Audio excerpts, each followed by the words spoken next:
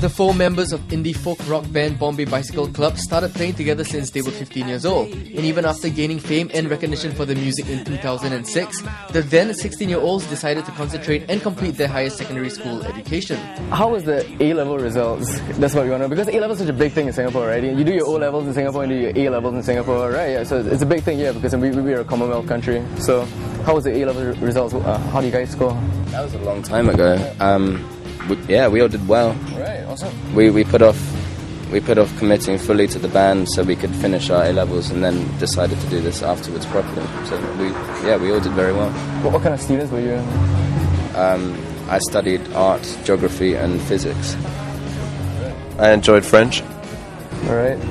And did you guys, besides cramming for the A-levels, did the whole music thing sort of like take over in school? Were you guys like the rock stars in school maybe?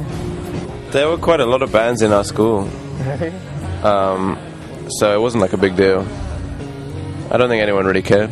On YouTube, there was a comment on one of our videos saying, these guys look like the kind of guys at school that like get the shit kicked out of them at school because they're nerds. And then someone from our school commented saying, like, on the same YouTube video, like, no, they were top dog. And I have no idea who that person is. Nice. But I think we're not top dog. So it's totally not true, you guys were the men in school, the big men on campus in school?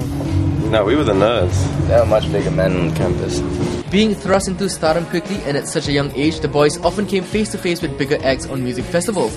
And they didn't always come away with good impressions of them, usually referring to them in interviews as douchebags.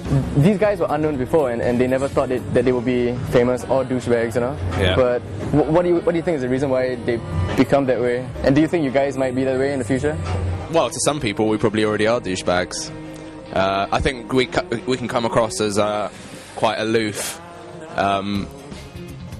when really we're just quite shy and quiet people, I think.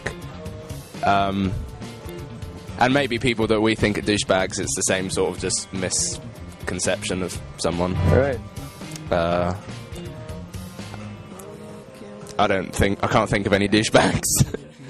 Okay, when was the moment where you guys realized that you made it and you were famous, you know? And people knew who you were? Because, for the longest time, it was just a big joke, just whatever. We just want to play music and suddenly everything just blew up, right? So when did you realize that, oh man, this is for real? About 5 minutes ago when we got up here.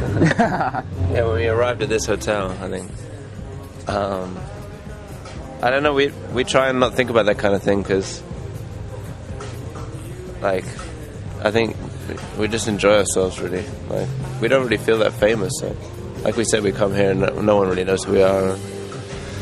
Around, even in London, we don't really get recognized. So I was watching an interview with him, and you were saying something about how you don't even realize like how famous you are, and you don't really care. You know, it's all about just the music. So I read a really good quote yesterday in a book. I can't remember who it's from, but it said it was asking like someone famous and asking whether he enjoyed being famous, and he was like, no, but in a weird sort of way, it's the kind of thing that you'd miss if you didn't have it, because it's like, I think once you have it, you kind of crave that recognition, and even if it makes you uncomfortable, the thought of it not being there is even weirder, because it means you haven't really made it anymore, I guess.